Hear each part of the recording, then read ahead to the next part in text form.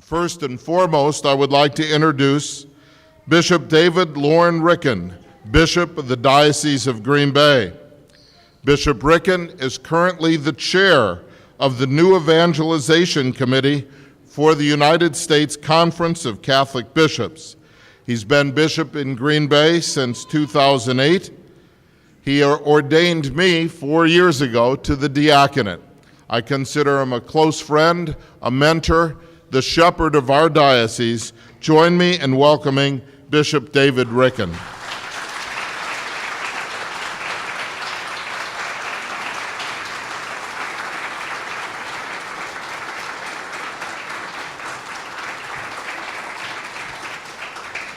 Thank you very much, everybody. Deacon Tom, thank you for that over-gracious introduction. It's a joy to be with you this afternoon.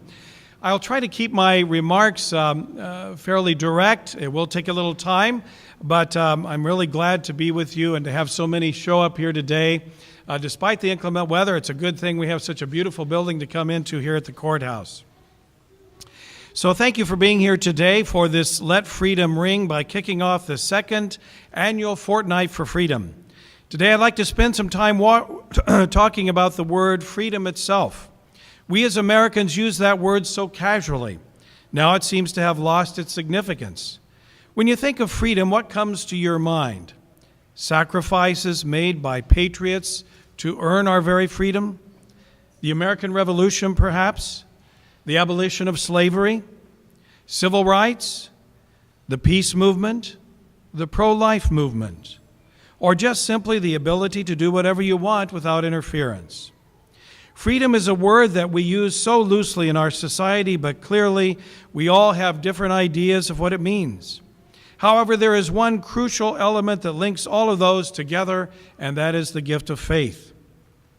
In all of these examples, faith and the various religious traditions saw an opportunity to transform our society for the better. But also, our government respected the fact that we are free to exercise our beliefs in a public setting. Can you imagine if the March on Washington was limited to the four walls of a church? I would like to take a moment now to talk about more in depth the gift of freedom and what it means for people of faith. Freedom, first and foremost, is a way of living that cultivates a positive outlook on life itself. Freedom is so much more than just a capacity to choose between one thing and another. Freedom means that you truly have a choice, and because of that choice, it moves you to greater love, a love for our family, a love for our neighbors, a love for our community and our country.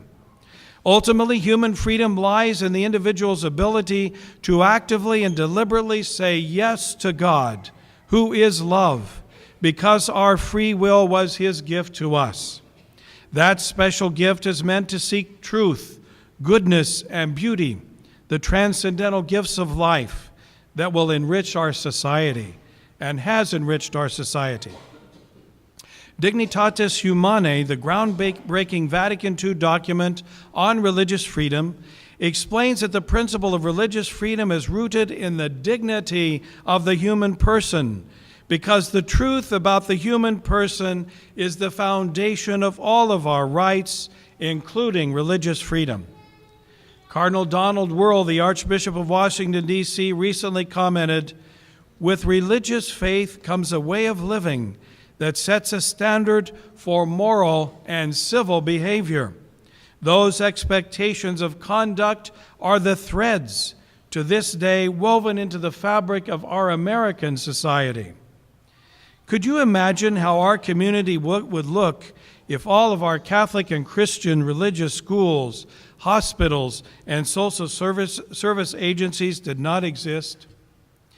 Pope Francis, in a recent visit to Slovenia, stated that the religious freedom is the key to harmonious development of any society. This harmonious development is because our moral and philosophical principles are the absolute core foundation and the strength of any democratic country. If our first freedom is taken away, then what will become of the others? Those very freedoms that Deacon Tom Mahoney mentioned earlier, freedom of speech, of press, of assembly, they'll all be undermined. And then what?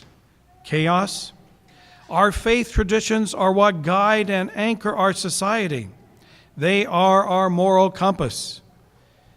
My brother bishop and the former bishop of Green Bay, now the Bishop of Pittsburgh, David Zubik, said last week, "We have a right to express our beliefs publicly, to judge where society may fall short in matters of justice and the common good, and to try to convince hearts and minds of this fact." People of faith offer a necessary perspective to the public square, often offering a voice for those who have no one to speak for them. Our way of living cannot be confined to the four walls of a church. Jesus Christ called us to much more than that. He called us to embody our faith and to live it in the world. In Matthew 7, chapter 7, verse 21, we hear, "Not everyone who just says, 'Lord, Lord,' will enter the kingdom of heaven, but rather he who does the will of my Father."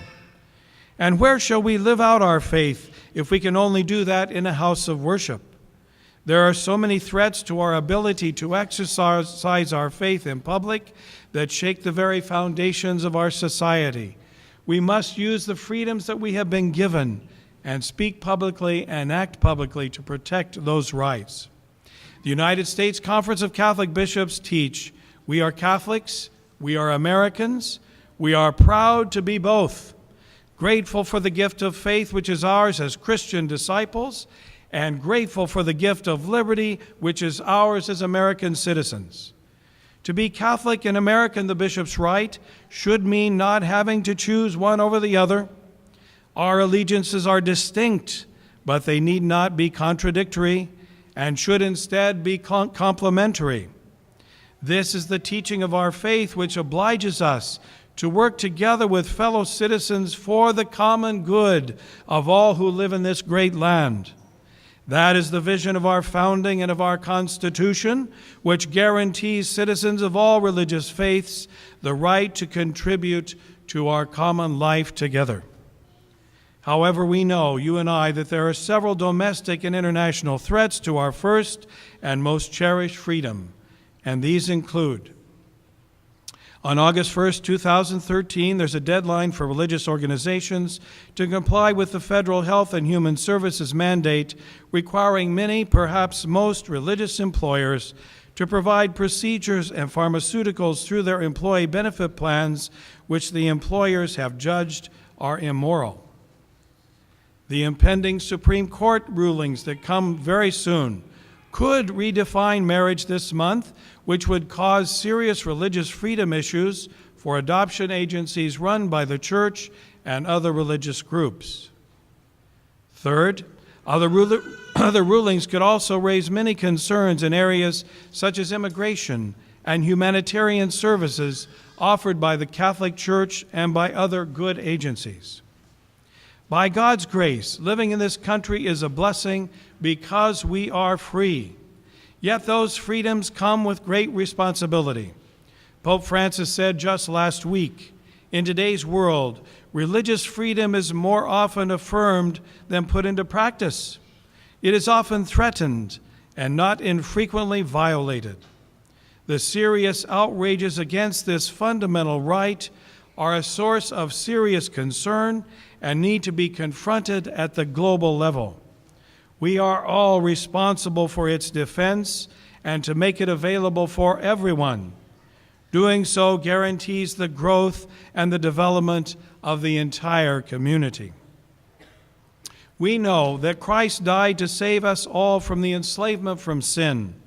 He freed us from death and gave us new life. Let us pray that we will all have the courage to boldly stand up for our First Amendment rights and remind our legislators that we are one nation, under God, indivisible, with liberty and justice for all. Thank you very much.